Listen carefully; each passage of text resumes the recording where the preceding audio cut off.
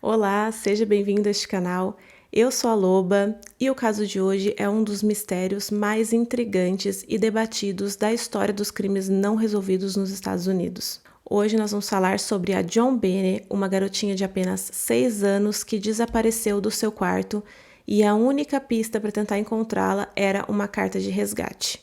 Esse caso é cheio de mistérios, cheio de teorias e à época também dificultou bastante as investigações porque não tinha muita tecnologia. Bom, então vamos lá, né? Vamos tentar entender esse caso porque ele é bem intrigante.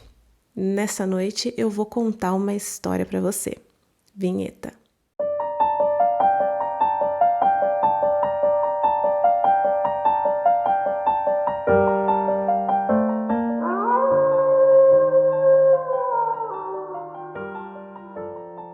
John Benney Ramsey nasceu em 6 de agosto de 1990 e vivia em Boulder, no estado do Colorado, com seus pais, John e Patsy Ramsey, e também com o seu irmãozinho mais velho, que tinha o mesmo nome do pai, John. Os Ramsey viviam uma vida muito confortável nos Estados Unidos, moravam numa casa bem grande, o pai era um empresário milionário e em 1996, que é o ano dos fatos, a empresa dele arrecadou US$ 1 bilhão, saiu em revistas, ele foi nomeado o empreendedor do ano. E mais pra frente vocês vão entender o porquê que eu tô falando isso agora, tá? Então guardem essa informação. A mãe, Patsy, venceu um concurso de beleza, um Miss Virgínia Ocidental, quando ela tinha 20 anos de idade. Ela era uma mulher bem bonita. Então, ela era bem envolvida com esse universo aí dos concursos, tinha coroas em casa, faixas, esse tipo de coisa. E quando a John Benney tinha 4 anos, ela começou a se interessar por esse universo. Ela começou a perguntar para a mãe sobre as coroas e falando que ela queria participar, né, que ela tinha essa vontade. Eu não sei se vocês já viram esses programas de mini misses americanos, mas é muito glamour, né? As meninas se sentem como princesas e, né, obviamente tudo gira em torno da beleza. É um negócio meio polêmico nos Estados Unidos. Eu não sei se tem em outros países também esse tipo de concurso, mas as meninas elas fazem bronzeamento artificial, usam dentes falsos, porque elas ainda, muitas não têm todos os dentinhos, né? Então elas usam um tipo de prótese assim. Elas também usam muita maquiagem, perucas de cabelos assim que parecem cabelos de adulto. Então, realmente elas parecem mini adultas. Eu particularmente acho bem estranho essa adultização infantil e também tem uma outra questão, uma outra polêmica que é a exploração em cima dessas crianças, né, para obter ganhos financeiros mesmo. O que não era o caso dos Ramsey, inclusive eles tiveram que provar isso na justiça mais para frente, que eles não ganhavam absolutamente nada com os concursos que a filha participava, até porque não fazia sentido porque eles não precisavam desse dinheiro, né, eles já eram muito ricos. Então, a Patsy não obrigava a filha a participar. As duas adoravam fazer isso juntas, comprar roupas, acessórios, ensaiar para as apresentações. E ainda com 4 anos de idade, a John Benney participou do seu primeiro concurso e ganhou. E depois disso, ela não parou mais. Ela foi participando de um concurso atrás do outro, ela era muito talentosa, ela se saía muito bem no palco, ela tinha uma desenvoltura muito natural. Uma das coisas que fazem parte desses concursos, né, de misses é o show de talentos, então as crianças elas precisam apresentar algo para os jurados, seja cantar, atuar, fazer acrobacias, e a John Benney fazia várias dessas coisas. Ela era boa em muitas coisas. E ela adorava, parecia que ela tinha nascido para isso mesmo. Ela era realmente muito bonita e encantava todos os jurados, encantava em todos os lugares que ela passava. Bom, no dia 25 de dezembro de 1996, dia do Natal, os Ramsey visitaram alguns vizinhos, comemoraram, né, aquele negócio bem tradicional, teve Papai Noel e tudo. E aí eles chegaram meio tarde em casa e cada um foi para o seu quarto dormir. A John Benney também foi para o quartinho dela. Tava tudo normal na casa, eles não notaram nada de diferente. No dia seguinte, a Patsy acordou às 5 horas da manhã porque eles iam viajar para visitar alguns parentes e ela precisava arrumar algumas coisas. Então, nessa manhã do dia 26 de dezembro, a casa estava silenciosa, nada de anormal estava acontecendo, ninguém ouviu nada, ninguém ouviu barulho nenhum. E ela foi descer as escadas para ir até a cozinha quando ela encontra uma carta de 2 páginas. E essa carta era um pedido de resgate. Ela não fazia ideia do que estava acontecendo, porque ela ainda nem sabia que a John Bennett não estava no quartinho dela, ela não tinha visto isso ainda.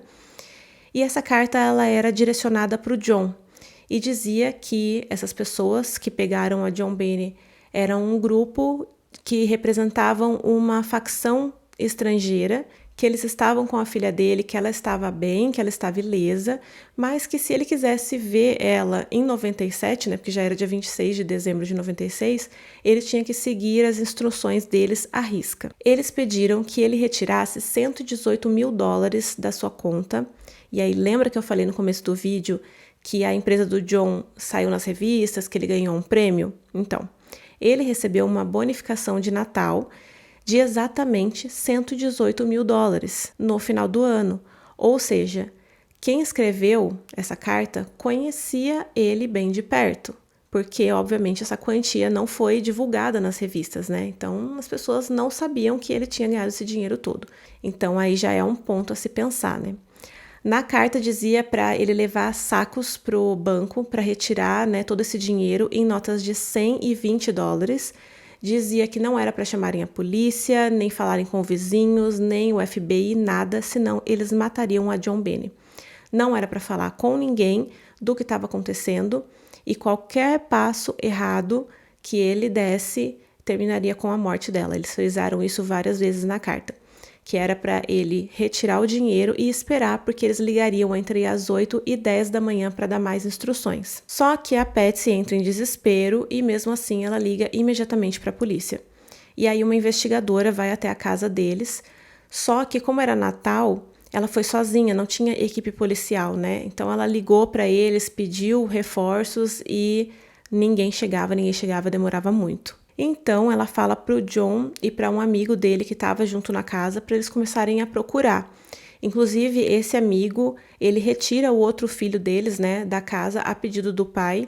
E até o John foi bastante criticado por isso depois, porque ele tirou o menino da casa antes da polícia chegar.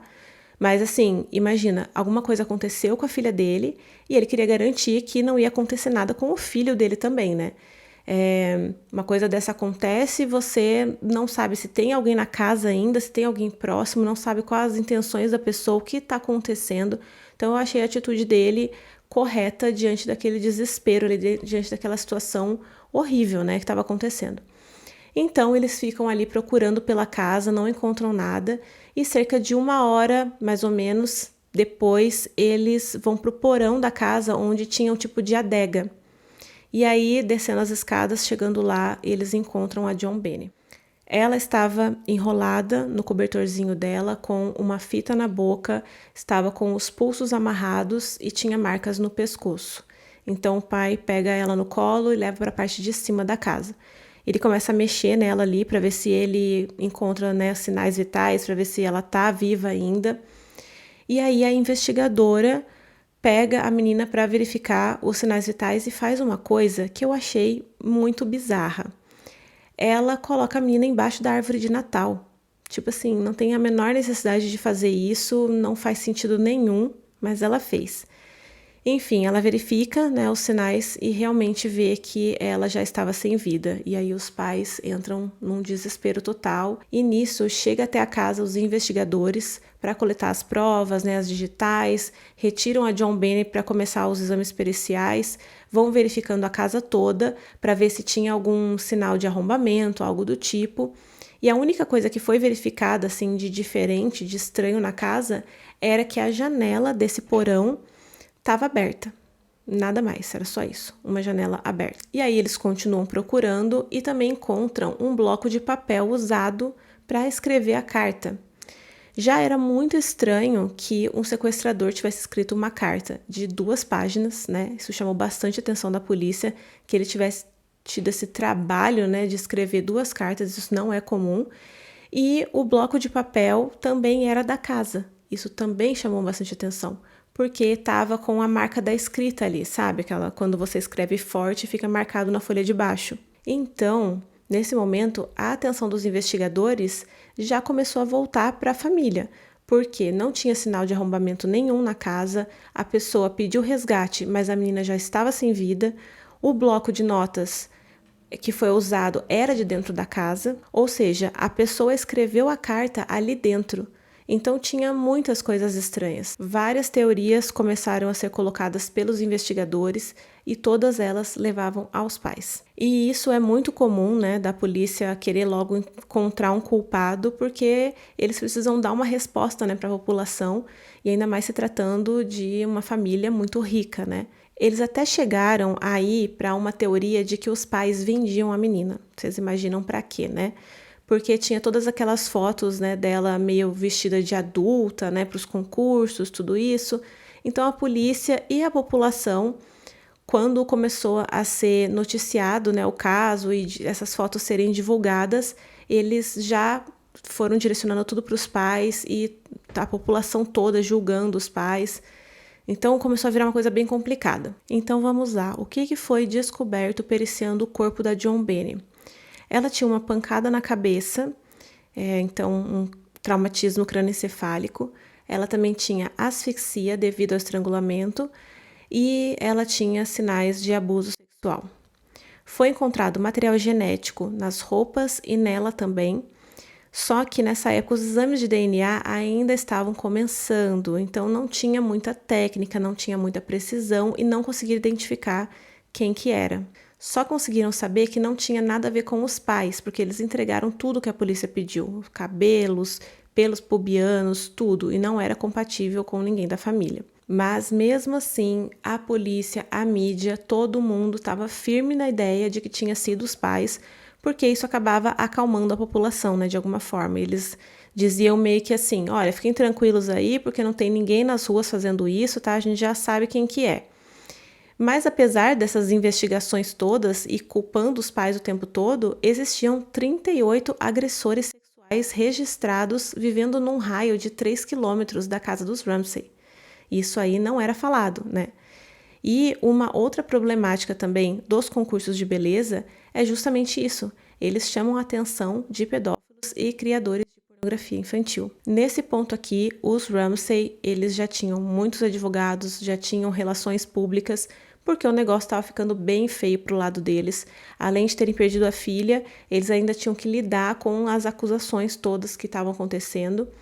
A polícia meio que parou de se preocupar em tentar encontrar quem fez isso com a John Bennett e o negócio agora era tentar provar que foram os pais. A coisa toda começou a virar uma bola de neve tão grande, mas tão grande, que todas as pessoas envolvidas na investigação que acreditavam que outra pessoa tinha entrado na casa e feito isso, era demitida ou simplesmente se demitia, porque via tudo de errado que estava acontecendo ali, as provas que eram escondidas, manipulavam tudo que os Ramsay diziam o tempo todo. Um investigador muito conhecido por desvendar casos complexos que ninguém conseguia resolver, também entrou no caso e depois ele acabou sendo afastado. A equipe dele também foi afastada. Então, assim, todo mundo que tentava de alguma forma defender o pai e a mãe era tirado da jogada. Bom, em 2008, 12 anos após a morte da John Benny, a promotora de Boulder deixou claro que os pais não tinham definitivamente nada a ver com o caso, porque as amostras de DNA coletadas nas roupas e também nas unhas dela pertenciam a um homem não identificado, mas de origem hispânica. E em 2010 reabriram o caso porque a tecnologia ia avançando e aí eles iam fazendo novos exames e descobrindo novas coisas. Aí, em 2016, encontraram novas marcas de DNA de 2 pessoas diferentes, mas ainda não encontraram essas pessoas no banco de dados. Então, cada ano que se passava, novas coisas eram descobertas, mas ainda sem explicação e sem achar o culpado. Em 2019, um cara chamado Gary Oliva, de 54 anos, que já tinha sido condenado a 1 década de prisão por posse de pornografia e outras fotos de crianças que incluíam a imagem da autópsia de John Benny, confessou o crime em uma carta e disse que ele acabou batendo na cabeça dela sem querer, que ele não queria tirar a vida dela, ele pediu desculpa, uma carta toda muito confusa. E, além disso, nesse mesmo dia, ele ligou para um amigo dizendo que ele tinha machucado uma garotinha. Só que acabou não dando em nada porque o DNA dele não era compatível com o DNA encontrado na John Benny e a caligrafia também da carta que ele escreveu não era compatível com a caligrafia daquela carta, daquele pedido de resgate. Bom, estamos chegando ao final desse vídeo. O caso da JonBenét Ramsey continua sendo objeto de especulação e debate, com muitas perguntas sem respostas, o que realmente aconteceu naquela noite. Muitos documentários, programas de televisão e livros foram produzidos sobre esse caso e ele permanece oficialmente não resolvido até hoje. E o pior de tudo, gente, é que a Patsy faleceu de câncer em 2006, 2 anos antes da promotora escrever essa carta que finalmente inocentava ela e o marido, né, que tiravam ele do foco desse caso.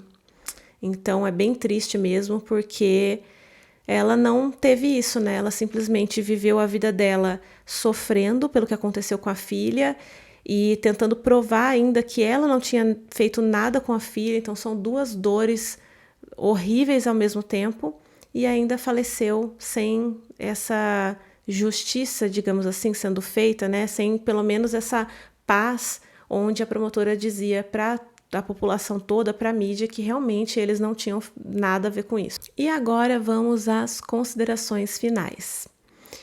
Eu quero acreditar que os pais não tiveram nada a ver com isso. Eu li em alguns blogs que a ligação telefônica que a Patsy fez para a polícia é bem estranha.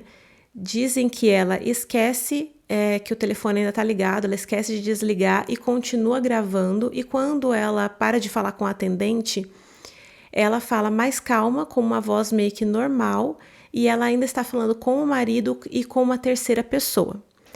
Eu pesquisei bastante, eu não consegui achar essa ligação, eu só consegui achar a ligação normal para a polícia, onde ela está, né, desesperada, pedindo socorro.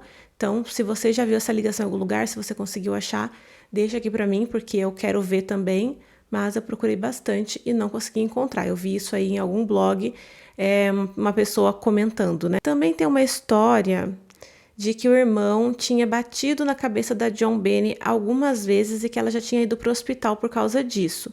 E aí a teoria é de que os pais fizeram isso para encobrir, né, o que o irmão tinha feito. Só que aí eu fico me perguntando, e o abuso? Ele também teria feito isso? Ele era uma criança, ele era bem pequeno quando tudo isso aconteceu.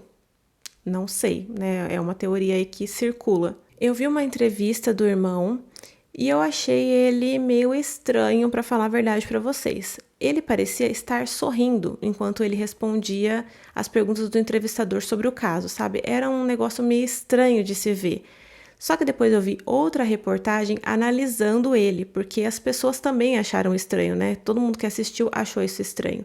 E a pessoa que estava analisando disse que não era um sorriso de felicidade, que era um sorriso de desconforto. Não sei, gente, pesquisem aí no YouTube que vocês vão encontrar essa entrevista dele e aí vocês vão tirar suas próprias conclusões. É um sorriso de felicidade? É um sorriso esquisito? Ele tá desconfortável? O que tá acontecendo? Eu não sei, gente, como tudo é muito estranho nesse caso. Eu não sei se algum dia nós vamos ter alguma resposta sobre quem fez, por que fez, como fez. Talvez seja um daqueles casos mesmo sem solução, infelizmente, porque essa garotinha teve a sua vida tirada e ela só tinha 6 anos de idade. Isso é muito triste. Bom, agora eu vou indo. Eu resumi bastante esse caso porque ele tem muita investigação, muita coisa que aconteceu ali que a polícia acabou fazendo para, né, tentar incriminar os pais. Só que eu quis enxugar um pouco para ficar mais fácil de entender e também para não ficar cansativo. Então me digam se vocês preferem vídeos mais longos, vídeos mais curtos, vídeos mais resumidos ou vídeos com mais detalhes. Então, muito obrigada por ter ficado comigo aqui até o final. Não esquece de deixar o seu like, de se inscrever no canal, que é bastante importante para a gente construir aqui essa alcateia juntos, tá bom?